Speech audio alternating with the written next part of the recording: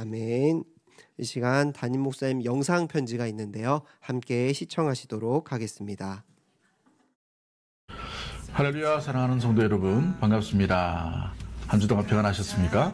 저도 LA 잘 도착해서 풀러 신학교와 새생명 비전 교회, 또 닐콜 우리 또 교수님과 목사님, 또 이상훈 총장님, 여러분들을 만나면서 여러 세미나를 듣고 또 교회를 탐방하고 있는 가운데 있음을 보게 됩니다. 목회에서 교육자의 자세, 태도가 어때야 되는지, 또 여러 교회를 보면서 어떻게 미래를 준비하고 있는지를 여러 가지 보게 되고요. 이 교회 생태계 가운데에서 참으로 어려운 시대를 우리가 맞이하고 있는데, 미국 사회, 미국 교회의 여러 가지 변화들, 선교적 교회들이 어떻게 준비해 가는가를 눈으로 보고 목도하는 것을 보게 됩니다. 또 어느 교회는 전적으로 노숙자 사역, 빈곤인 사역들로 인하여서 14억, 하루 한 달에 14억 정도 들여서 이 LA 지역의 모든 빈민자들을 먹여 살리고 또 구제하고 갱생과 재생을 하는 놀라운 일을 하는 것들도 보게 됩니다. 또 신학교를 방문해서 선교적으로 교회가 또 신학교가 또 목회자가 어떤 준비를 해야 되는지를 돌아보고 있는 유익한 시간을 보내고 있습니다. 사랑하는 성도 여러분, 아무쪼록 건강하시고 오늘도 평안과 평강의 은혜 가운데 가시고 우리 2주 뒤에 함께 기쁨으로 만나게 되기를 주 이름으로 간절히 축복합니다. 사랑합니다. 네, 감사합니다. 담임 목사님께서 이제 또 탐방 및 세미나로 인해 또 바쁜 일정을 소화하고 계신데요. 그 가운데 또 몸된 교회를 위해 또 교회 비전을 위해 또 수고하시고 참여하신 그 모든 일 가운데 안전하게 다녀오실 수 있도록 우리 함께 기도해 주시기를 부탁드리겠습니다. 네, 이 시간 여호와만 섬기니라 라는 제목으로 함께 말씀을 나누도록 하겠습니다. 오늘 우리가 읽은 말씀은 주일학교 때부터 잘 알고 있는 미스바 사건이죠. 사무엘의 권면으로 이스라엘 백성들이 하나님만을 섬기기로 결단합니다. 그리고 하나님께 부르짖었더니 하나님께서 블레셋으로부터 승리케 해주신 사건입니다. 이스라엘 백성들이 하나님께 진정한 회개와 온전한 제사를 드린 것을 통해 이 미스바 사건을 영적 대각성 집회라고 말하기도 하는데요. 그런데 이 배경을 제대로 이해하고 이스라엘 백성들의 영적 상태가 어떠했는지를 살펴보기 위해서는 그 전에 어떤 일들이 있었는지를 살펴볼 필요가 있습니다. 우리 다 같이 사무엘상 7장 1절에서 2절 말씀을 우리 같이 한 목소리로 읽도록 하겠습니다. 시작. 기럇 여아림 사람들이 와서 여호와의 궤를 옮겨 산에 사는 아비나답의 집에 들여놓고 그의 아들 엘라사를 거룩하게 구별하여 여호와의 궤를 지키게 하였더니 궤가 기럇 여아림에 들어간 날부터 20년 동안 오래 있은지라. 이스라엘 온 족속이 여호와를 사모하니라. 아멘. 1절에 여호와의 궤가 기럇 여아림에 있는 아비나답의 집에 있었다라고 말씀합니다. 이 여호와의 궤, 언약궤는 하나님의 임재를 상징합니다. 본래 여호와의 궤는 하나님의 성소가 있는 실로란 곳에 있어야 하는데요. 지금 말씀에는 기럇 여아림에 있다고 합니다. 이것은 4장부터 6장의 말씀을 살펴보면 알 수 있습니다. 당시 이스라엘은 블레셋으로부터 많은 침략과 압박을 당하였습니다. 그로 인해 이스라엘 장로들은 한 가지 아이디어를 떠올리는데요. 그것은 바로 언약궤를 앞에 내세워 블레셋과의 전쟁에 참여하는 것이었습니다. 이는 여호수아 때 하나님의 궤를 앞에 세우고 나아감으로 요단강을 건넜던 사건과 또 여리고성을 무너뜨리는 것을 기억하며 따라한 것이죠. 그런데 그 전쟁에서 어떻게 됩니까? 완전히 패배를 하고 맙니다. 심지어는 언약궤를 빼앗기고 말죠. 이는 백성들에게 큰 충격이었습니다. 고대 전쟁은 신과 신의 싸움이라 믿었기에 어떻게 하나님이 임재하시는 이 언약궤를 나갔는데도 패배할 수 있을까라는 생각들을 했을 것입니다. 그런데 이스라엘은 완전히 패배했지만 하나님은 패배하지 않으셨죠. 블레셋이 언약궤를 자신들이 믿는 다곤 신전에 가져다 놓았는데 어떤 일이 일어납니까? 이 다곤 신상이 언약궤 앞에 엎드려지고 심지어는 박살이 났습니다. 또 언약궤가 지나가는 블레셋 지역마다 독한 종기의 재앙이 임하였죠. 결국 이도저도 못하는 블레셋이 소의 언약궤를 실어 보내자 베스메스 지역으로 돌아오게 됩니다. 그런데 그곳에서 또 한 가지 사건이 발생합니다. 언약궤가 돌아오자 베스메스 사람들은 너무나 기뻤습니다. 그런데 곧 그들은 하나님의 말씀을 어기고 함부로 여호와의 궤를 열어보려다가 죽고 맙니다. 그 두려움으로 인해 이 언약궤를 기럇 여아림으로 보내게 된 것이죠. 언약궤를 내세워 전쟁에 나간 사건과 베스메스의 사람들이 언약궤를 열어본 사건은 당시 이스라엘 백성들의 영적 상태를 알 수 있습니다. 진정한 하나님의 임재가 아닌 눈에 보이는 언약궤를 앞세워 전쟁에 나갔다는 것은 그들이 하나님을 승리의 도구로밖에 생각하지 않았다는 것입니다. 또 하나님에 대한 경외심과 하나님에 대한 말씀을 잊어버리고 언약궤의 하나님에 대해 온전히 섬기지 않았음을 보여줍니다. 그런데 놀라운 것은 오늘 2절 말씀에 이 영적 상태 가운데 그들이 다시 하나님을 사모했다라고 말씀합니다. 사실 이 사모했다라는 말은 몹시 슬퍼했다, 애통했다, 울부짖었다라는 뜻이죠. 하나님의 언약궤가 블레셋 가운데 홀로 승리하며 돌아왔지만 여전히 그들은 블레셋으로부터 침략을 당하였고 하나님께서는 침묵하셨기 때문입니다. 여전히 고통 가운데 있음으로 인해 심히 슬펐다는 것이죠. 그리고 그 가운데 더 간절히 하나님을 찾게 되고 더 하나님께 울부짖는 상태가 되었다는 것입니다. 이러한 배경 가운데 사무엘은 3절에 온 족속들을 모아 말하고 있습니다. 그들에게 결단할 것을 이야기하죠. 그 말에 대해 이스라엘 백성들도 함께 결단하며 고백합니다. 3절과 4절 말씀을 우리 같이 읽어보도록 하겠습니다. 시작.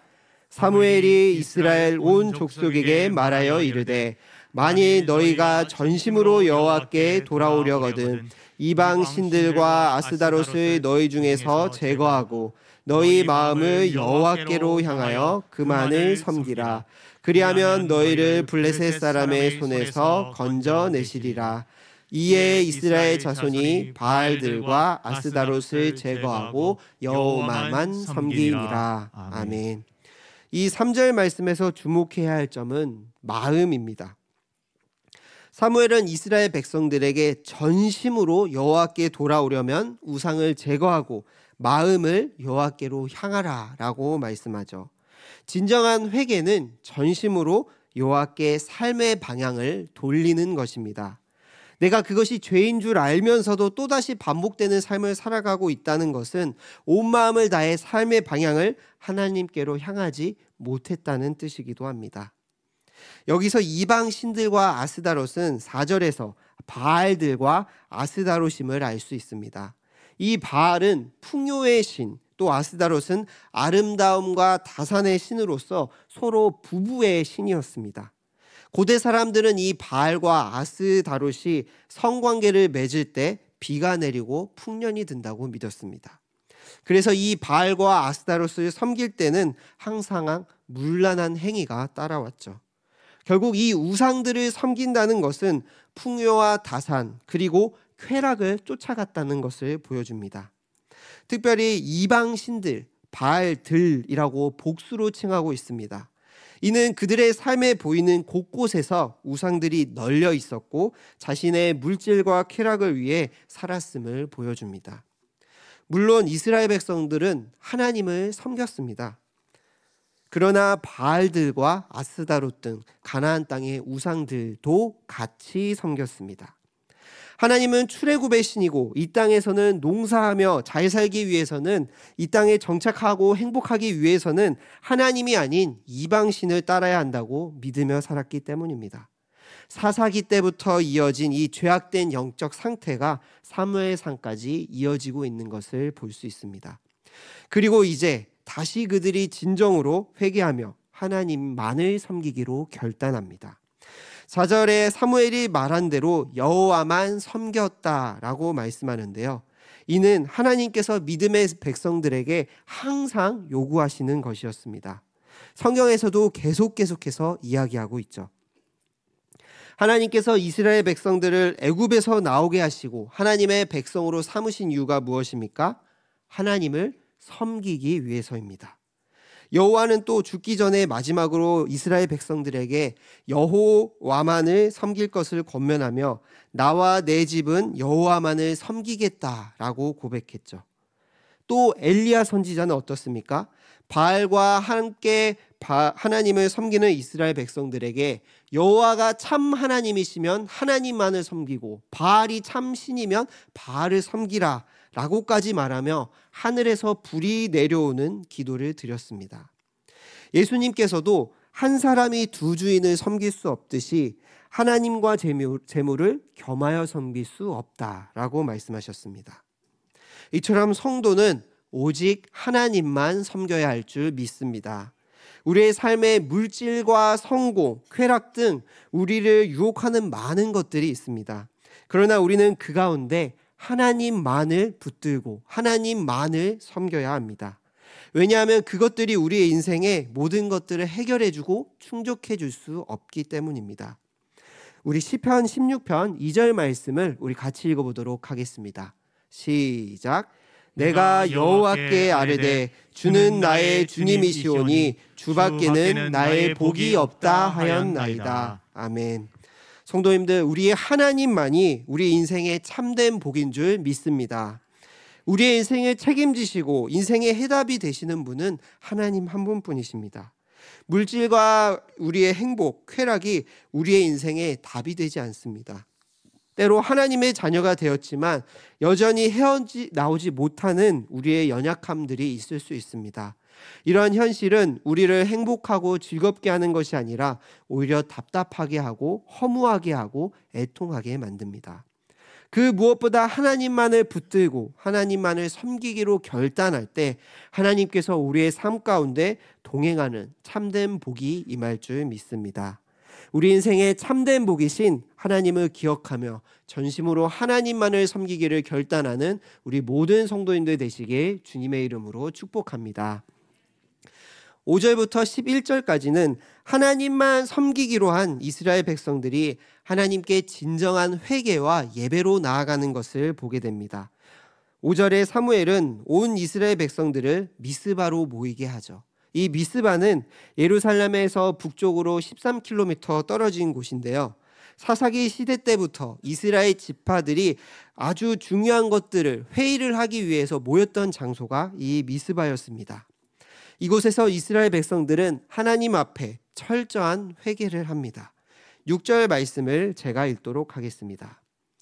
이 미스바에 모여 물을 길어 여호와 앞에 붓고 그날 종일 금식하고 거기서 이르되 우리가 여호와께 범죄하였나이다 하니라. 사무엘이 미스바에서 이스라엘 자손을 다스리니라. 아멘.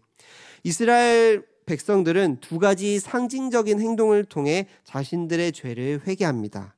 그 첫 번째는 물을 길어 여호와 앞에 부었습니다. 물은 사람이 생명을 유지하기 위해 필수 요소죠. 또한 풍년이 되기 위해서도 물이 꼭 필요합니다. 특히나 가나안 지역에서의 물은 아주 귀한 것이었죠. 그래서 어떤 신학자들은 성경을 근거하여 이 모습을 현실이 너무나 고통스럽고 절망적이기에 이 생명을 유지하기 위해 필요한 물조차도 절제하며 하나님께 드리는 행위로 보았습니다. 즉 여호와께 물을 붓는다는 것은 그들이 고통 가운데 유일하게 바라볼 수 있는 분이 여호와 한 분뿐이다 라는 믿음의 고백을 담고 있는 것입니다.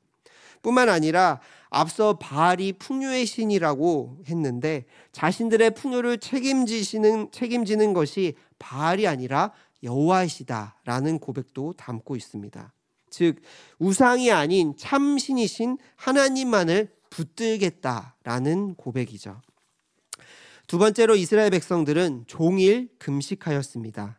이 금식은 이스라엘 백성들의 그 신앙생활 중에 한 부분이었습니다. 그러나 그 무엇보다 오늘 말씀에 보게 되면 그들은 이 생명 유지에 필요한 음식을 먹지 않음으로써 자신의 죄에 대한 애통한 마음을 담아 회개하며 죽고 사는 것이 하나님께 달려 있음을 고백하는 것입니다. 이 두 가지의 행동이 모두 가리키는 것은 그들이 자신의 삶의 문제를 스스로 해결할 수 없고 오직 하나님만이 해결해 줄 수 있음을 믿음으로 고백하며 그들의 행동을, 모습을 직접 보여드렸다는 것입니다.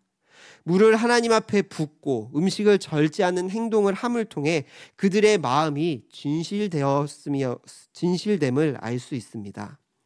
때로 우리는 하나님께 눈물 흘리며 회개 기도합니다. 그러나 그 가운데 여전히 삶의 모습이 바뀌지 않는 모습들을 볼 때가 있습니다. 교회에서 은혜를 받아 실컷 기도하고 다짐하고 집에 나오면 다투기도 하죠. 하나님을 믿는 사람으로서 좋은 모습이 아닌데 그러지 말아야지 하면서 또다시 반복됨을 삶을 나아갈 때가 있습니다.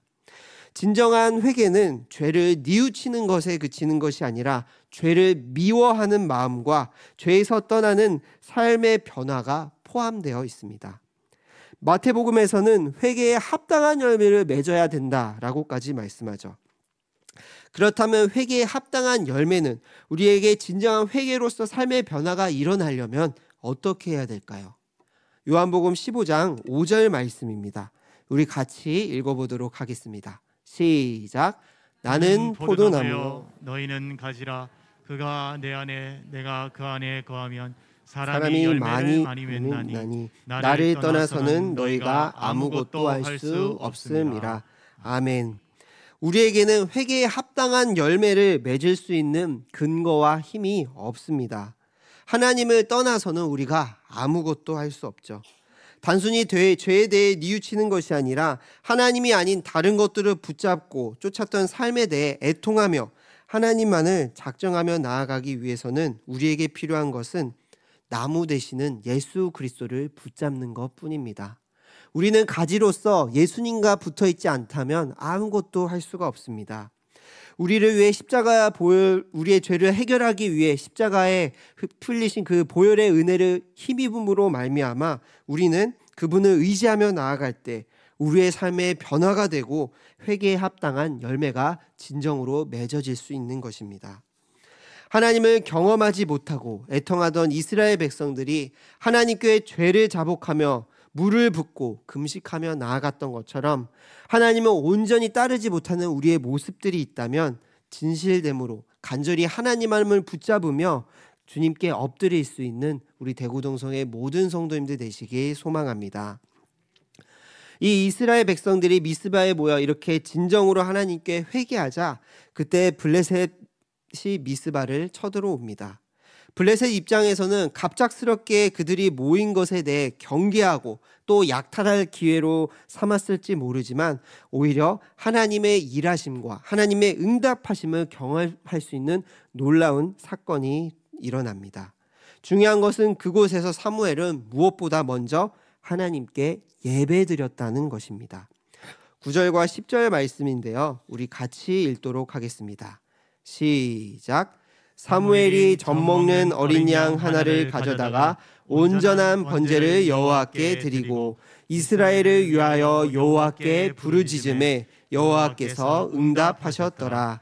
사무엘이 번제를 드릴 때 블레셋 사람이 이스라엘과 싸우려고 가까이 오매 그날이 여호와께서 블레셋 사람에게 큰 우레를 발하여 그들을 어지럽게 하시니 그들이 이스라엘 앞에 패한지라. 아멘.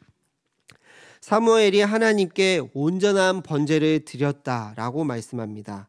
오늘날로 온전히 하나님께 진실됨으로 예배하며 나아갔다는 것이죠. 여기서 온전한이라는 뜻은 완전한, 전부, 모두라는 의미를 가집니다. 이는 완전하게 다 번제로 짐승을 태워서 드렸다는 것입니다. 이 번제는 하나님과의 관계를 회복하고 참된 예배자로 헌신함을 상징하는 제사입니다. 즉 눈앞에 지금 블레셋 군대들이 쳐들어오지만 그것에 집중하는 것이 아니라 하나님 앞에 온 마음을 다해 드리는 예배, 하나님과의 관계를 더 깊이 있게 생각했다는 것입니다. 그러자 하나님께서 놀라운 응답을 보여주십니다. 어떻게 보여주십니까? 큰 우레를 발하여 놀라운 이적을 보여주시죠. 사무엘이 번제를 드릴 때 블레셋이 싸우려고 오자 큰 우레를 통해 그들을 패하게 하십니다. 이 큰 우레는 출애굽기 10장에 하나님께서 시내산에서 이스라엘 백성들과 언약을 맺으실 때 하나님의 임재를 묘사했습니다. 즉 이스라엘과 언약을 맺으셨던 하나님께서 그들이 하나님께 온전히 회개하며 온전한 예배를 드렸을 때 다시 그분의 임재를 보여주시고 블레셋을 혼돈에 빠뜨리심으로 승리케 하여 주신 것입니다. 오랜 시간에 하나님의 임재가 없던 그들 가운데 하나님께서 임재해 주셨습니다. 진정한 회개, 진정한 회복은 예배로부터 시작되는 줄 믿습니다. 우리 모두가 하나님을 기쁘시게 하는 진정한 참된 예배자가 되기를 소망합니다. 우리의 현실의 어려움과 괴로움이 눈앞에 있지만 그것에 눈이 돌리는 것이 아니라 그 무엇보다 먼저 하나님 앞에 참된 예배자가 될 때 하나님께서는 우리의 부르짖음을 들으시고 응답해 주실 줄 믿습니다. 하나님 앞에 온전한 예배자가 되므로 하나님의 일하심을 경험하는 우리 모든 성도님들 되시길 주님의 이름으로 축복합니다. 전쟁이 끝난 이후에 사무엘은 승리를 기념하기 위해 이 기념비를 세웁니다. 12절 말씀을 우리 다 같이 한번 읽어보도록 하겠습니다. 시작. 사무엘이 돌을 취하여 미스와 센 사이에 세워 이르되 여호와께서 여기까지 우리를 도우셨다 하고 그 이름을 에벤에셀이라 하니라. 아멘. 사무엘이 미스바와 센 사이에 기념비를 세우는데 그 기념비의 이름을 에벤에셀이라고 붙였습니다.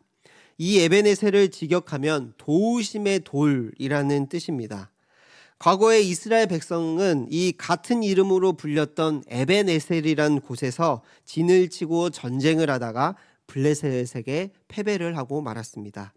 그때 에벤에셀은 패배의 상징이었습니다. 그런데 이제 하나님께서 임재하심으로 말미암아 그 패배를 승리로 역전시켜 주신 것입니다. 이 기념비는 단순히 블레셋으로부터 승리했다, 블레셋으로부터 역전했다라는 것을 기념하기 위한 것이 아닙니다. 수십 년 동안 하나님께서 이스라엘 백성과 함께하지 않으시고 응답하지 않으시고 오히려 분노하신 것 같았지만 그 하나님께 진실되게 회개하며 나아갔을 때 이제는 하나님께서 이스라엘 백성들과 함께하심으로 승리를 주셨다는 것입니다. 우리 인생 가운데에도 이러한 기념비가 있기를 소망합니다. 나의 일터에서, 나의 가정에서, 내가 맡은 자리에서 하나님의 자녀로 살지 못하고 하나님과 함께하지 못하는 것 같고 또 현실만을 바라보는 것 같을 때 그것에서도 하나님께서 함께하시고 믿음의 자녀로 살아갈 수 있는 힘과 지혜와 능력을 도와주심으로 말미암아 영적 승리를 이룰 수 있는 우리 모든 성도님들 되시기 소망합니다. 우리가 온전히 하나님 앞에 참된 예배자로 나아갈 때 그 가운데 하나님께서 우리의 삶을 인도하시고 역사하실 줄 믿습니다. 말씀을 정리하겠습니다. 종교개혁자인 마틴 루터의 아내에 대한 일화인데요. 어느 날 마틴 루터가 우울과 좌절감 가운데 있었습니다. 한동안 그것이 지속되자 하루는 그 아내가 아침 식탁에 마침 장례식에 가는 것처럼 온통 검은색의 옷을 차려입고 나타났습니다. 그녀 아내를 보고선 마틴 루터가 누가 죽었소? 라고 묻자 아내는 하나님이 죽었습니다 라고 이야기했다고 합니다. 이에 대해 마틴 루터는 무슨 말도 안 되는 소리냐며 신학적으로 전지전능하시고 불변하시고 영원하신 하나님이 어떻게 죽을 수 있나 라고 말하며 화를 내었습니다. 그러자 아내는 당신이 마치 하나님이 죽은 것처럼 행동하고 있어서 하나님이 돌아가신 줄 알았습니다 라고 이야기했다고 합니다. 이 말을 들은 마틴 루터는 큰 깨달음을 얻고 다시 한번 힘을 내 맡은 사역에 전심전력했다고 합니다. 이 일화처럼 때로 우리는 하나님이 안 계신 것처럼 살아가고 있지 않은지 돌아보게 됩니다. 아마 이 이스라엘 백성들의 심정도 그러했을 것입니다. 언약궤를 앞세워 전쟁에 나갔지만 패배했고 언약궤가 돌아와서도 여전히 늘 블레셋의 고통 속에서 살아야만 했습니다. 하나님의 도우심이 없고 늘 애통함 가운데 처했습니다. 그런데 하나님은 분명히 살아계시고 능력에 전지전능하신 분이십니다. 그분의 능력에는 부족함이 없습니다. 그렇다면 우리는 하나님이 아닌 먼저 우리의 모습이 어떠한지를 돌아보아야 합니다. 우리가 정말 하나님만을 온전히 전심을 향해 섬기고 있는지, 아니면 다른 것들, 나의 행복과 나의 물질과 나의 쾌락도 함께 섬기고 있는지를 돌아보아야 합니다. 그리고 하나님만을 온전히 예배를 드리는 삶을 나아가고 있는지를 점검해야 합니다. 그렇지 못한 모습들이 있다면 그 예수 그리스도의 십자가의 보혈의 은혜에 의지하여 전심으로 하나님께 향하기를 사모하고 부르짖어야 할 것입니다. 그럴 때 하나님께서 우리의 기도를 들으시고 우리의 인생 가운데 하나님의 기념비를 세워주실 줄 믿습니다. 한 주간의 삶 가운데도 온전히 하나님만을 섬길 수 있는 대구동성의 모든 성도님들 되시길 주님의 이름으로 축복합니다. 이 시간 함께 기도드리겠습니다. 우리 함께 들은 말씀을 가지고 통성으로 기도드릴 텐데요.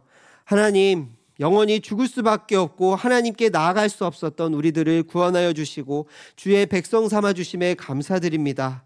우리가 날마다 주의 백성으로 살아가기를 소망합니다.